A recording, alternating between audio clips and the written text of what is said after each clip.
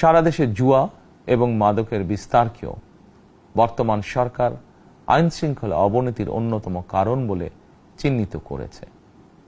সুতরাং জুয়া এবং মাদক নিয়ন্ত্রণে আইন শৃঙ্খলা বাহিনী সব রকমের কঠোর পদক্ষেপ গ্রহণ করছে। জনজীবনে শান্তি ও নিরাপত্তা নিশ্চিত করতে সরকার সর্বোচ্চ উদ্যোগ গ্রহণ করছে। দেশের প্রতিটি সাংবিধানিক এবং সরকারি বেসরকারি প্রতিষ্ঠান চলবে বিধিবদ্ধ নীতি নিয়মে। দলীয় কিংবা রাজনৈতিক প্রভাব, প্রতিপত্তি অথবা জোর জবরদস্তি নয়। আইনের শাসনই হবে রাষ্ট্র পরিচালনার শেষ কথা। প্রিয় দেশবাসী, আগামীকাল থেকে সারা দেশে শুরু হতে যাচ্ছে পবিত্র মাহে রমাদান। আমি দেশবাসীকে পবিত্র মাহে রমাদানের শুভেচ্ছা জানাই। রমাদান আত্মশুদ্ধির মাস। আমরা যদি আত্মশুদ্ধি শব্দটির মর্মার্থ উপলব্ধি করি, তাহলে এই মাসে মানুষের ভোগান্তি বাড়ার কথা নয়। যদিও আমাদের অনেকের মধ্যেই এই মাসটিকে ঘিরে ব্যবসায় অধিক মুনাফা লাভের প্রবণতা লক্ষণীয়। আপনাদের প্রতি আমার বিনীত আহ্বান, রমাদানের পবিত্রতা রক্ষার্থে এই মাসটিকে আপনারা ব্যবসা মুনাফা লাভের মাস হিসাবে পরিগণিত করবেন না। দ্রব্যমূল্য যাতে সাধারণ মানুষের নাগালের বাইরে না যায়, এ ব্যাপারে ব্যবসায়ীরা দয়া করে সতর্ক থাকবেন। হাজারো প্রাণের বিনিময় একটি মাফিয়া সিন্ডিকেটের পতন ঘটিয়ে রাষ্ট্র এবং সরকারের জনগণের অধিকার প্রতিষ্ঠার অঙ্গীকার নিয়েই আমরা রাষ্ট্র পরিচালনার দায়িত্ব গ্রহণ করেছি। বিএনপি সরকার সকল ক্ষেত্রেই অনাচার অনিয়মের সকল সিন্ডিকেট ভেঙে দিতে বদ্ধপরিকর ইনশাআল্লাহ।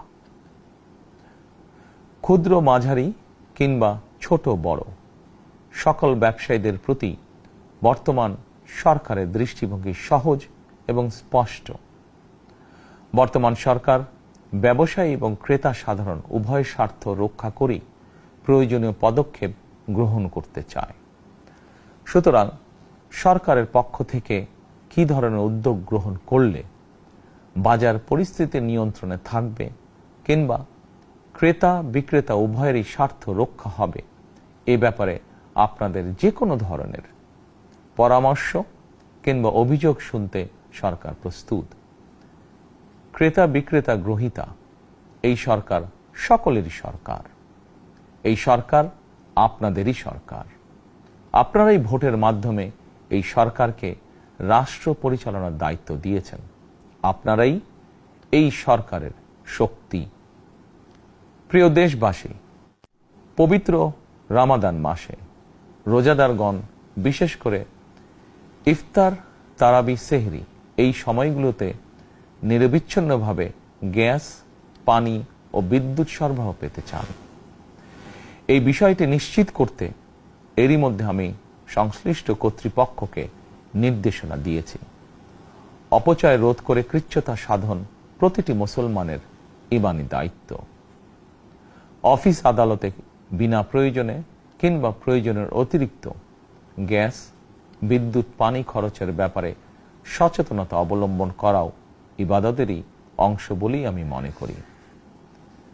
দেশের সকল সরকারি বেসরকারি কর্মকর্তা কর্মচারী এবং জনসাধারণের প্রতি কৃচ্ছ্রতা সাধনের আহ্বান জানানোর আগে আমি সরকারের মন্ত্রী এবং বিএনপি সংসদ সদস্যদেরকে দিয়েই একটি দৃষ্টান্ত স্থাপন করতে চেয়েছি।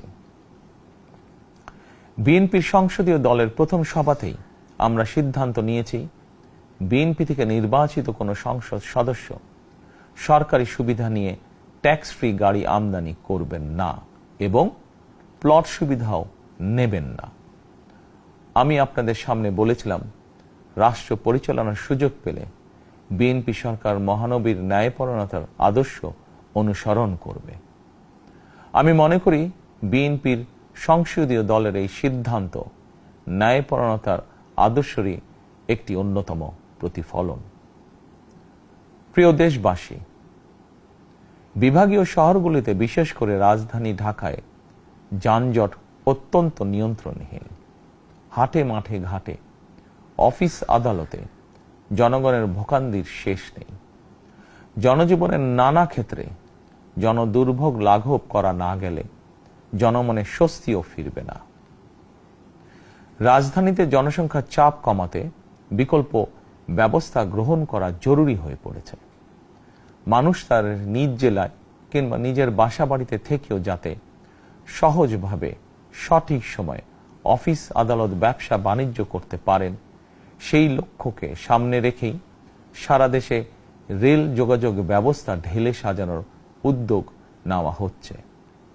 এই পরিকল্পনার অংশ হিসাবে প্রথমেই রেল, নৌ, সড়ক এবং সেতু মন্ত্রণালয়ের কার্যক্রম পুনর্বিন্যাস ও সমন্বয় করা হচ্ছে। আমরা মনে করি সারা দেশে রেল যোগাযোগ ব্যবস্থার সহজ, সুলভ এবং নিরাপদ করা গেলে একদিকে যেমন জনগণের শহর কেন্দ্রিক বা নগর কেন্দ্রিক নির্ভরতা কমবে, অপরদিকে পরিবেশেরও উন্নতি হবে। প্রিয় দেশবাসী, আমাদের চারপাশে সমস্যার শেষ নেই, তবে সমস্যার পাশাপাশি সম্ভাবনাও কিন্তু কম নয়। আমাদের বৃহৎ জনগোষ্ঠীকে যদি আমরা দক্ষ জনশক্তিতে রূপান্তরিত করতে পারি, তাহলে এই জনসংখ্যাই হবে আমাদের জনসম্পদ। আমরা নিজেদেরকে দক্ষ করে গড়ে তুলতে পারলে শুধু বাংলাদেশই নয়, বিশ্ব বাজারও আমাদের জন্য উন্মুক্ত।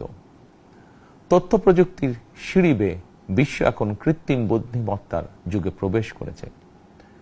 প্রযুক্তির এই প্রতিযোগিতামূলক বিশ্বে সম্মান এবং স্বচ্ছতার সঙ্গে টিকে থাকতে হলে আমাদেরকে কোনো না কোনো একটি বিষয় বা কাজে পারদর্শী হতে হবে। দেশের কোটি কোটি শিক্ষার্থী এবং তরুণ যুবশক্তির উদ্দেশ্যে বলতে চাই, মেধায়, জ্ঞানে, বিজ্ঞানে নিজেদেরকে যোগ্য করে গড়ে তোলার জন্য যত রকমের সহযোগিতা দেওয়া যায়, সব রকমের সহযোগিতা দিতে বর্তমান সরকার প্রস্তুত। কর্মসংস্থান এবং কর্ম পরিবেশ নিশ্চিত করার সুনির্দিষ্ট অঙ্গীকার নিয়ে বর্তমান সরকার যাত্রা শুরু করেছে।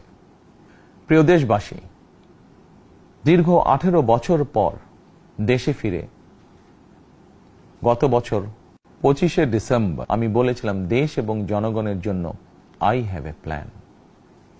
12ই ফেব্রুয়ারি জাতীয় নির্বাচনের আগে দেশের বিভিন্ন স্থানে ঘুরে আমার প্ল্যান, পরিকল্পনার অনেক কিছু আমি আপনাদের সামনে তুলে ধরেছিলাম। আপনারা স্বাধীনতার ঘোষকের প্রতিষ্ঠিত দল বিএনপিকে ভোট দিয়ে রাষ্ট্র পরিচালনার দায়িত্ব দিয়েছেন। সকল পরিকল্পনা বাস্তবায়নের সুযোগ দিয়েছেন। এখন এই সুযোগকে কাজে লাগিয়ে সকল অঙ্গীকার পূরণ করার দায়িত্ব বিএনপি সরকারের। আমরা আমাদের পরিকল্পনা এবং প্রতিশ্রুতি বাস্তবায়নের কাজ শুরু করে দিয়েছি ইনশাআল্লাহ।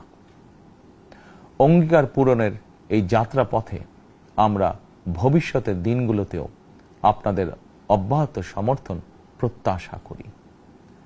প্রিয় দেশবাসী, সরকার প্রধান হিসাবে আমি দেশবাসীর উদ্দেশ্যে একটি বিষয়ে প্রতি দৃষ্টি আকর্ষণ করে বলতে চাই। নবগঠিত সরকার গঠনের সুযোগ দিতে যারা বিএনপিকে ভোট দিয়েছেন কিংবা দেননি, অথবা কাউকেই ভোট দেননি, এই সরকারের প্রতি আপনাদের সবার সমান অধিকার। বিএনপি সরকার বিশ্বাস করে দল, মত, ধর্ম, দর্শন যার যার, রাষ্ট্র সবার। এই দেশে, এই রাষ্ট্রে একজন বাংলাদেশী হিসাবে আপনার, আমার, আমাদের প্রতিটি বাংলাদেশী নাগরিকের অধিকার সমান। প্রিয় দেশবাসী, আল্লাহ আমাদের সবাইকে নিরাপদ এবং সুস্থ রাখুন। আল্লাহ আমাদের সকলকে ইতিবাচক পরিকল্পনাগুলো বাস্তবায়নের তৌফিক দিন। পবিত্র রমাদান মাস শুরুর শুভ লগ্নে আল্লাহর দরবারে এই নিবেদন রেখে আমার বক্তব্য শেষ করছি। আল্লাহ হাফেজ। বাংলাদেশ জিন্দাবাদ।